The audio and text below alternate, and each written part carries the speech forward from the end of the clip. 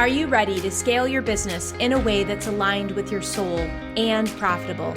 I'm Casey Rossi, a business and leadership coach.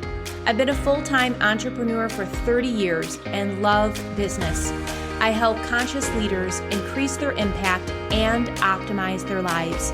Join me each week for tips and deep conversations on cultivating confidence, increasing your visibility, elevating your vibration, and leading with purpose without burning out.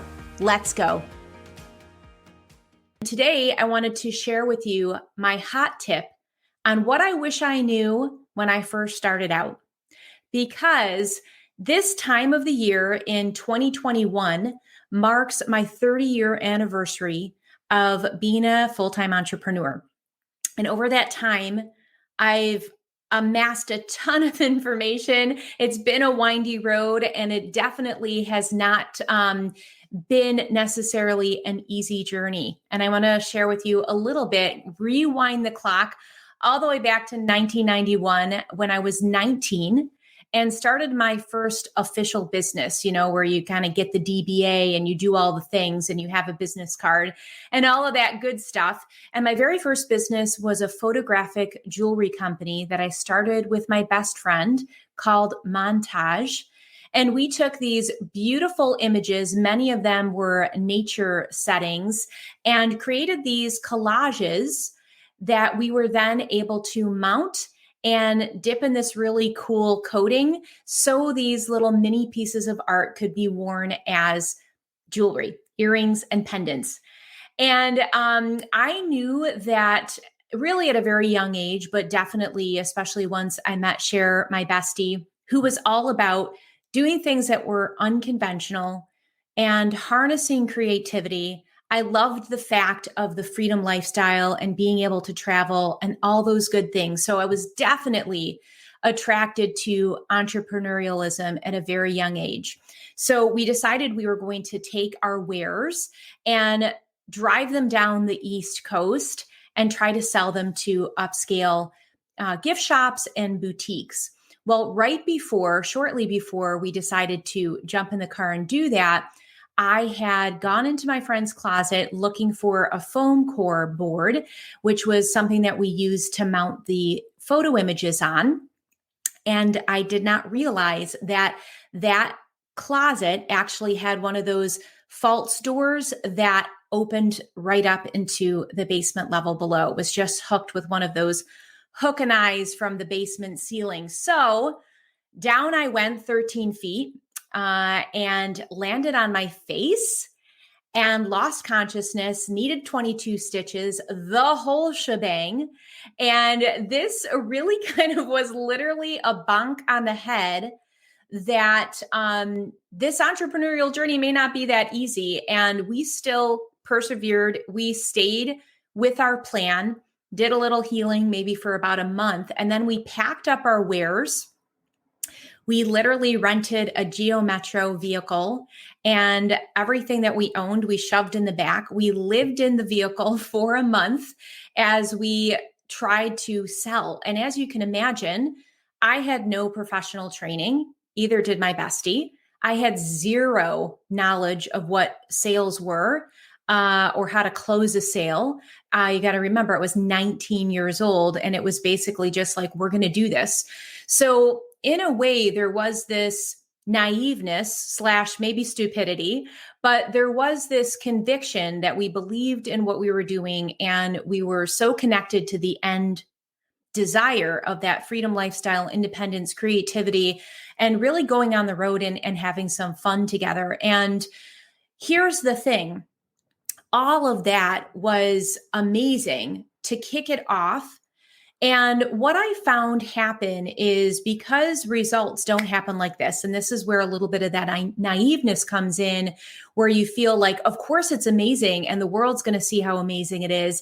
And then we're just going to make a bunch of money and live an amazing life as well. And we know that that's not necessarily how things happen. Success in general is not this linear straight line. It is the windy road, and it does have a lot of variations and learning lessons and bumps along the way. And so one of the things, if I was to say, was a big mistake that I learned now is back then we pivoted so often. We didn't leave any time for our ideas to take hold in the ground and sprout. Garden, we don't plant a seed and then just expect to see the results tomorrow. And I do think that that was my mindset when I first started. I also think it's a lot of people's mindsets when they're pivoting or starting something as well, because we're so excited about the idea and we're committed to the idea, but we're also looking for results, maybe on an unrealistic timeline. That was the case for my best friend and partner and myself. And we actually pivoted 9 different times in a 4-year period.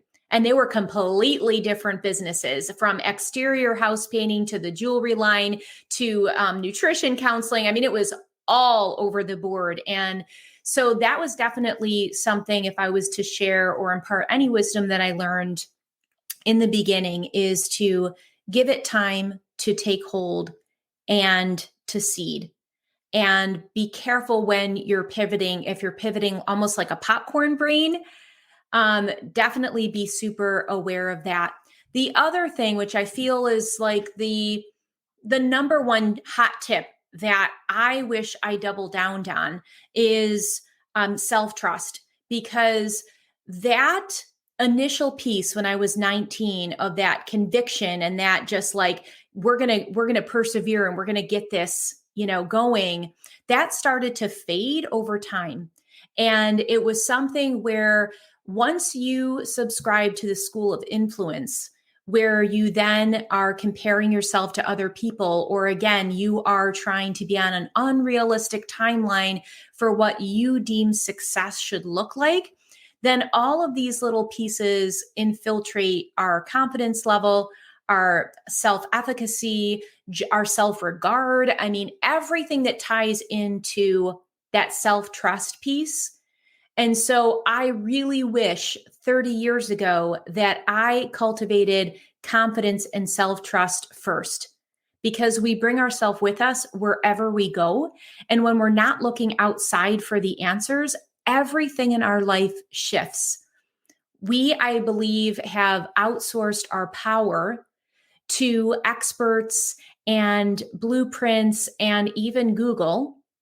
And we have moved away from exercising and strengthening our inner core intuition.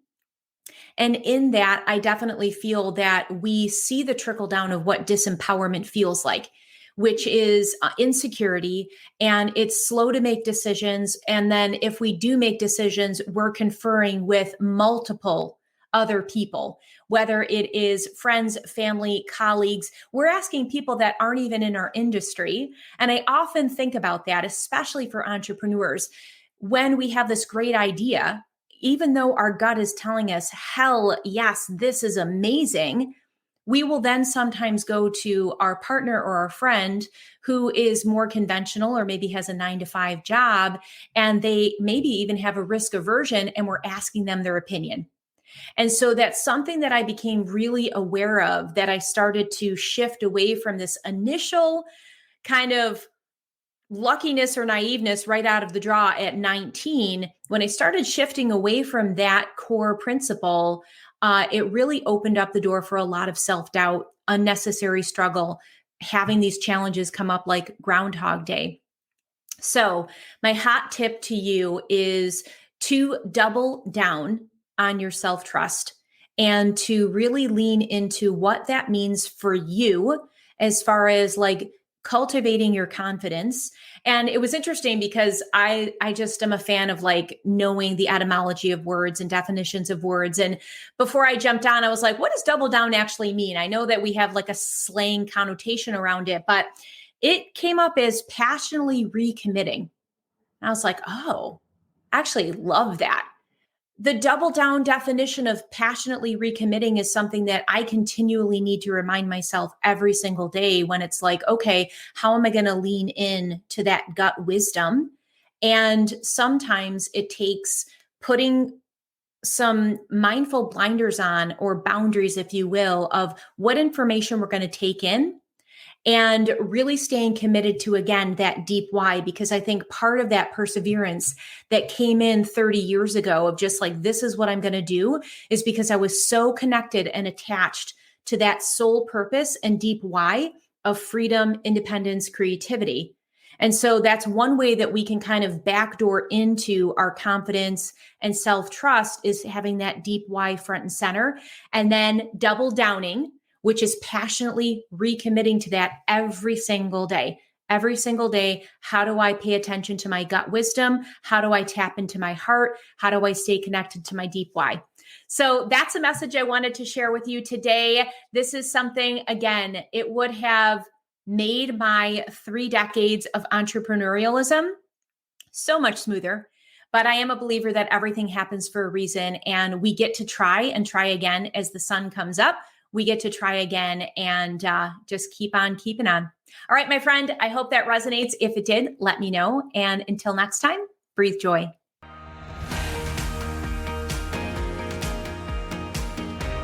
I hope you enjoyed hearing a little bit of the behind the scenes of my entrepreneurial journey. If so, you can head on over to lovethepodcast.com/brilliance to leave feedback. And I'm sharing feedback that Tatiana Soar has sent over. She says 5 stars, very powerful content. This podcast helps women, and I love that. I believe that every one of us has something inside, something that can help make another person's life better. But it doesn't happen on its own. You have to do a little work. This podcast gives you a peek into how to do it, how to develop your own genius one step at a time. Casey is awesome. Tatiana, thank you so much. I think you are awesome too. And I appreciate that you took the time to leave feedback. It really means a lot to me. If you would like to share your feedback on the show, again, head on over to lovethepodcast.com/brilliance. Thank you.